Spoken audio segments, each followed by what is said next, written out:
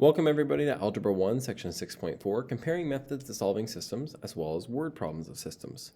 So let's talk about how we have our three different methods for solving them. We have graphing, we have substitution, we have elimination. And let's talk about some pros and cons to each. So when we solve by graphing, it's really best when you have a graph. If you don't have a graph, it's kind of hard to solve by graphing because you want to be precise, and so you don't necessarily just want to draw a graph, but rather you're best off using a graph that's already there. And so if you're not given a graph, we probably don't want to try and solve by graphing. And then another tip for when you might want to solve by graphing is if the equations are potentially already in slope-intercept form. Reminder that slope-intercept form is y equals mx plus b.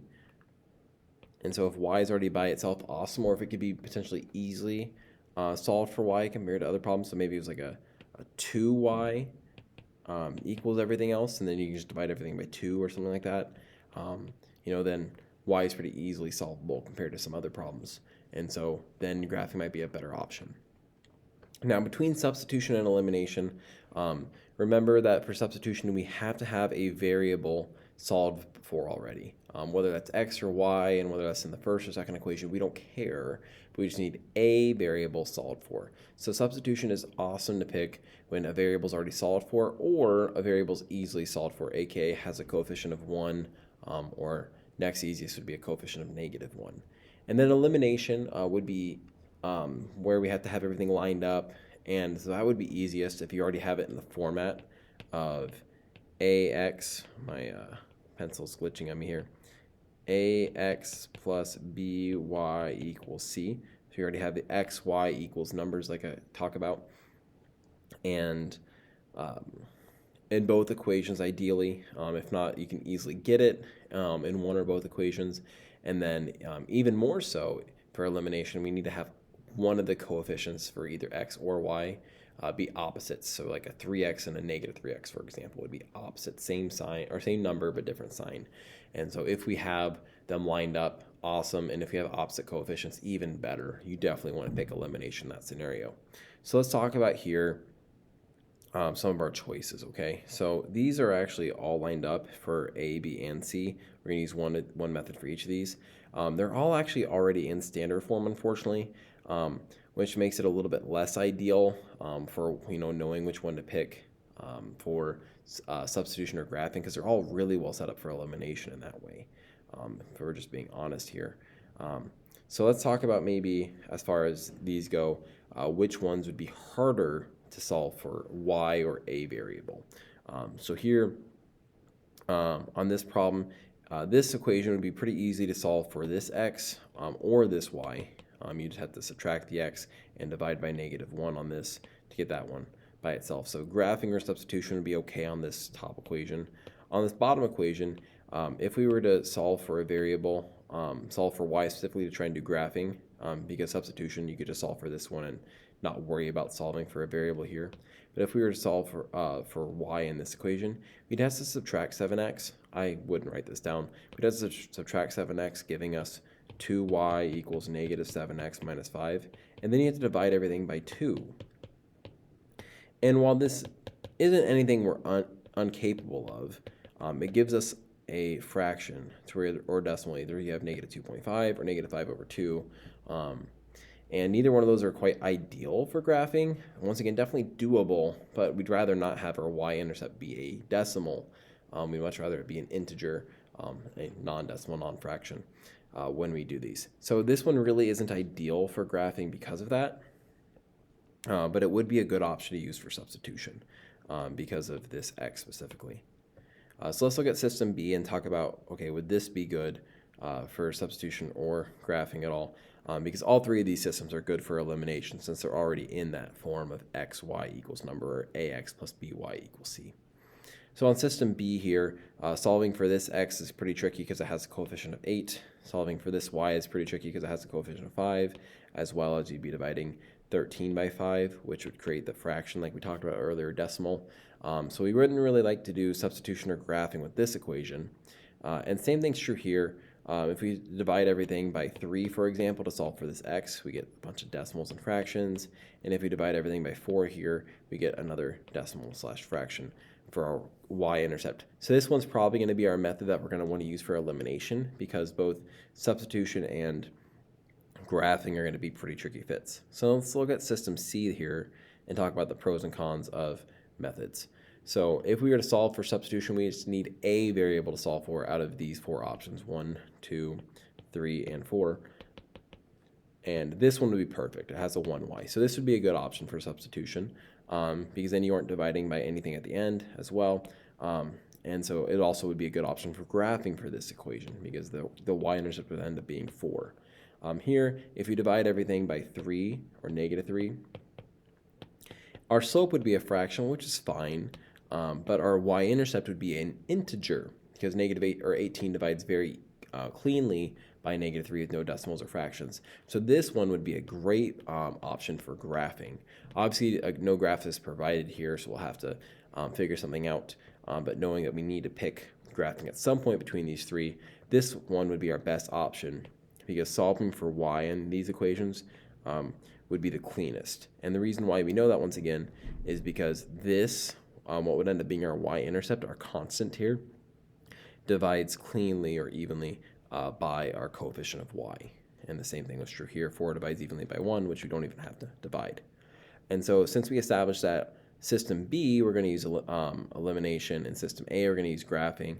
That means, system C, we're going to use graphing. That means system A would be our best bet for substitution then, to try and get this variable by itself. So that's kind of how we can pick through and say, hey, which method might be best for us. Now let's actually go through and solve these. So if I start solving this one by substitution, like we said, we need a variable by itself. I'm always going to pick a variable with a coefficient of a +1, so that means this x. And so if I start solving for that, I need to move this minus y. I do that by adding y. That gives me the equation x equals y minus 2. Now I can take all of this and plug it in to the other equation for x, because it's x equals everything. So instead of 7 times x, it's 7 equals y minus 2. Plus 2y equals -5. So this equation, but just we replaced x. Now we distribute the 7 here, and we get 7y minus 14 plus 2y equals -5. Then we have like terms to combine here. 7y plus 2y is 9y. And if we add 14 to both sides here, we end up getting 9y equals 9. And dividing by 9, we get y to be 1. Now we take that and we plug it back into either of our original two equations or our modified equation. And I'm going to pick that modified one because it's already solved for x, giving me x equals 1 minus 2, which is -1. So that makes my solution -1 comma 1, which I can write in this box here that says solution.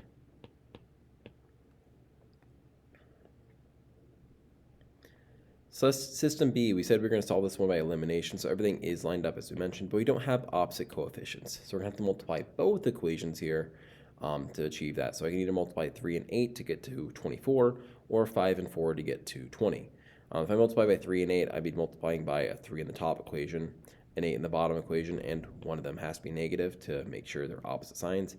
And then if I multiply the 5 and 4 for the y's to get to 20, I'd be multiplying by a 4 and a 5.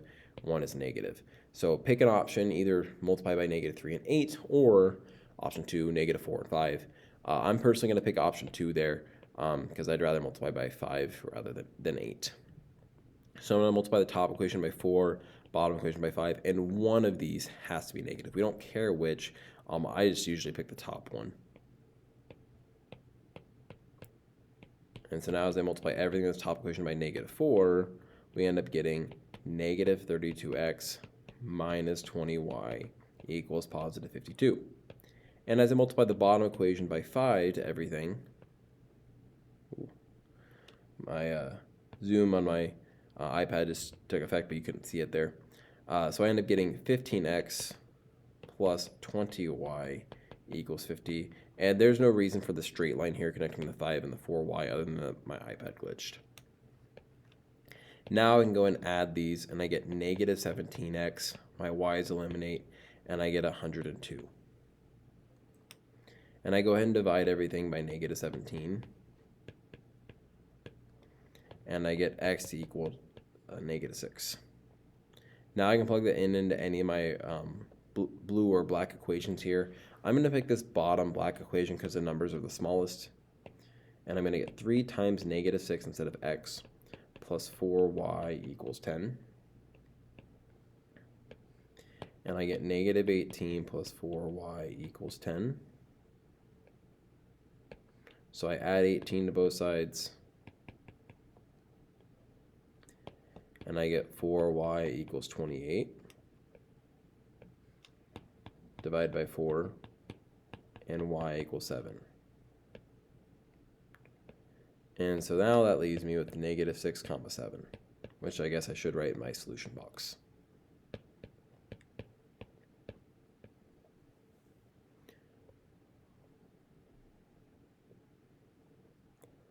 On to system C here. I'll have to get myself a graph here in a moment. But I'm going to solve this top equation for y first to get it in slope-intercept form. So I start by subtracting 4x. That gives me -3y equals -4x plus 18. Then I divide everything by -3. And I get y equals positive 4/3, as we do in negative divided by negative, x minus 6. So this b, or the y-intercept, worked out cleanly like we said it would. And then I do the same thing in my other equation here, where I subtract 2x to solve for y. And I get y equals -2x plus 4, and it's already solved. And so now I establish what my m and b are. So here in the purple equation, this top one, the slope is 4/3 and the b is -6. And in my bottom equation in light blue, my b is -2 or -2/1. So my m, or slope, is, and my b is positive 4. So now I need to go ahead and graph this one. So let me get a graph here. So now that I have this graph, I can utilize that. So I'm going to begin at b. So on my purple one, or the top equation, I'm going to go down 6.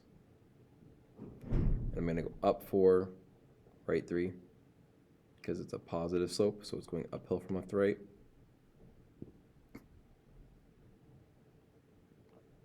Or I can go down 4, left 3. Connect these with a straight line with arrows. In my other equation, my b is 4 and my slope is -2/1, so I'm going to go up 4. I either go down and right or up and left, but there's no purpose to go up and left because the other graph is down and to the right. And as we connect these, no need to extend this light out too far, because we already see where they intersect. And that is right here in the orange point, which is 3, -2. So we already talked about how what our reasoning would be for picking each of these methods for each problem and why we do that, and all the steps going through there. So I would encourage you to use that as you try and figure out which method to pick on different problems. Let's move on to the back page where we recap a few of these as well. So we're supposed to solve by graphing on these first two. So x plus y equals 3. So we're going to solve this one for y by subtracting x on each side and get y equals -x plus 3. The bottom equation, we subtract 3x, and I get 2y equals -3x plus 14. Divide everything by 2, and y equals -3/2x plus 7. So this orange equation, the top one, the slope is -1/1, and the b is 3.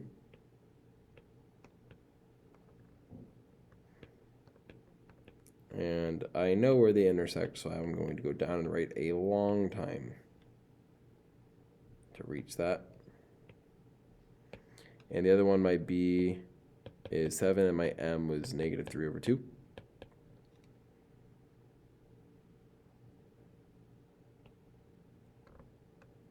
So I go down 3, right 2.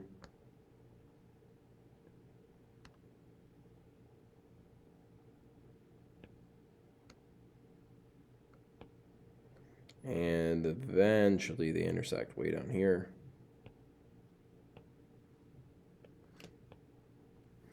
which is the ordered pair 8 comma negative 5.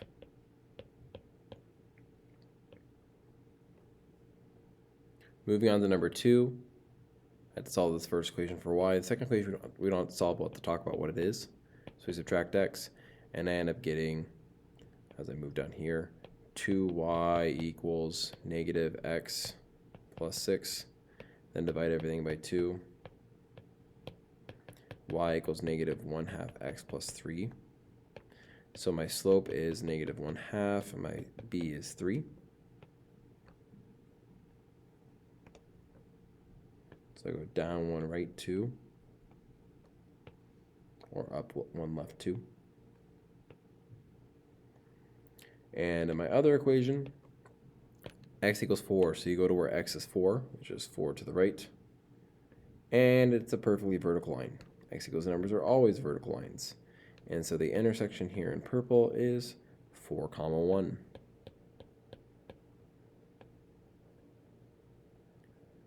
Moving on to number 3. 3 through 6, we're solving by substitution, so we'll have to have a variable by itself. We start off with that already on number 3. Good for us. Meaning we can go ahead and plug this all in for y in the other equation. So 4x minus 3 times 7x plus 6 equals 16. So I'm going to distribute this 3, making sure it's a negative 3. Be careful there. And I get 4x minus 21x minus 18 equals 16. Combining like terms there gives me negative 17x minus 18 equals 16.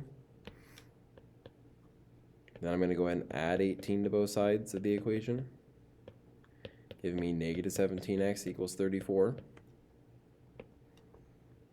Divide both sides by negative 17,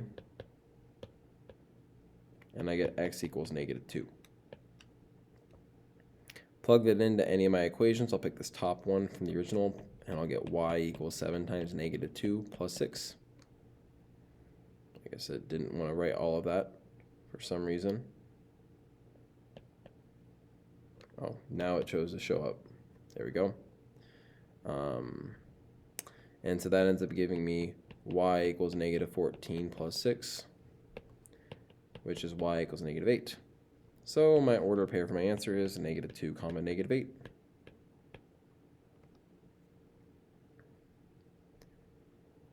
Now we're on number 4, no variable solved for, but this is our best bet because it has a coefficient of 1. So I add 7y to both sides of that equation, giving me x equals 7y minus 21. So now I take all of that and I plug it into x in my other equation, gave me 2 times 7y minus 21 minus 14y equals negative 42. Distribute the 2, and I get 14y minus 42 minus 14y equals negative 42. If I combine like terms, I get no y's. So I have negative 42 equals negative 42. When there are no variables, we ask, is this true or false? This is true.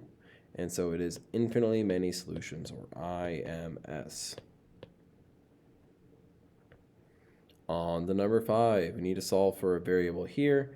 My best bet here is this 1x on the bottom, coefficient of 1. So I add 4y to both sides of the equal sign. This gives me x equals 4y plus 12. I'm going to go ahead and take that and plug it into my other equation for x. And that's going to be 3 times 4y plus 12 minus 5y equals 15. Distribute the 3, giving me 12y plus 36. There's no parentheses needed. Minus 5y equals 15. If I combine like terms, I get 7y plus 36 equals 15. Subtracting 36, I get 7y equals negative 21. Dividing by 7, I get y to be negative 3. Plug back into any equation. I'm going to choose this modified one. X equals 4 times negative 3 plus 12. So x equals negative 12 plus 12. Don't panic, it's not no solution. X just equals 0, and 0 is a number. So our answer then is 0 comma negative 3. On to number 6 here. We have y by itself already. Awesome. I mean, and y is actually already solved for. Y is negative 5. So we have half our answer. So we plug this in, and then what we solve for x will be done. I don't know why my iPad just glitched there, but whatever. 8x plus 5 times negative 5 equals negative 17. So 8x minus 25 equals negative 17. We add 25 to both sides of the equation. 8x equals 8. Divide by 8 on both sides. X equals 1. And so we have our answer as 1 comma negative 5. Now we're supposed to solve these by elimination. So number 7, we need to make sure that we can add to eliminate. They are in order though, x, y equals numbers for both equations. That's awesome. But if we add, we don't eliminate either variable. So we need to make one of them the opposite sign. So I'm going to multiply an equation by negative 1. I'll choose the bottom one here because the negatives are currently bigger numbers. This bottom equation, that'll make my numbers positive in a little bit, which is nice. So I get negative x plus 6y equals positive 25. And as I add these, the x's eliminate. I get 5y and I get 15. Positive numbers. Whoop, whoop. Divide by 5 and I get y to be 3. I plug this into any of these equations. I'll pick this top one. So I get x minus 3, there we go, equals negative 10. And so I add 3, and I get x equals negative 7. So that's negative 7 comma 3 is my answer.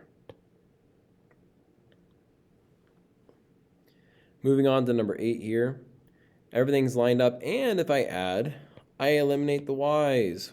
Let's go. So I add my x's, I get 10x. I add my y's, they eliminate, and I get 50 on the other side. So I divide by 10, and I find out that x is 5. Plug this into any of the original equations. I'll pick the top one since the coefficients are smaller, and do 2 times 5 rather than 8 times 5. Plus 2y equals 28. So that's 10 plus 2y equals 28. Subtract 10. And I get 2y equals 18. Divide by 2. And y equals 9. So that gives me my answer as 5 comma 9.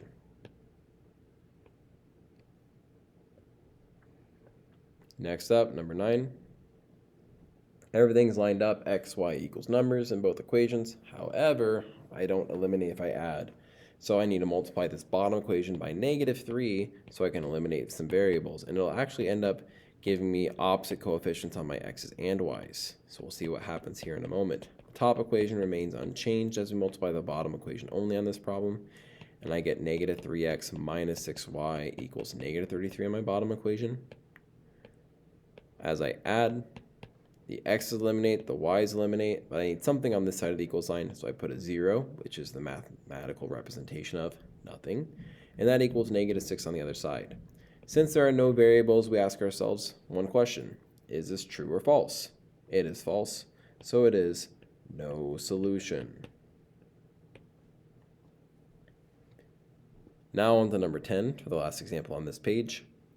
Everything's lined up again, x, y equals numbers, but if we add, there's no opposite coefficients to eliminate. So we need to get that. We'll have to multiply both equations here. So we could either multiply to get the x's to be the same coefficient, which would be 28, and so that would be multiplying by a 7 and a 4, with one of them being negative. And then we also need to, we could eliminate the y's by getting them to be 15 by multiplying by 3 and 5, both positive since they're already opposite signs. That's my preferred option, 3 and 5, two smaller numbers. So I'm going to multiply the top equation by 3 to everything, and the bottom equation by 5 to everything. So as I do this, the top equation becomes 12x plus 15y equals 66, and the bottom equation becomes 35x minus 15y equals negative 160. So if I add these, I end up getting 47x. The y's eliminate, and I end up getting this to be negative 94. If I divide both sides by 47, I get x to be negative 2. I plug that back into any of my black or red equations. I'm going to go ahead and pick the top equation because I like 4 and 5 slightly more than 7 and negative 3, I suppose. Doesn't really matter. So 4 times negative 2 plus 5y equals 22. I multiply and get negative 8 plus 5y equals 22. I add 8 to both sides and get 5y equals 30.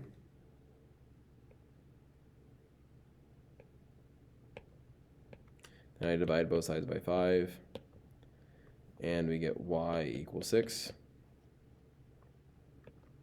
So it could be negative 2 comma 6.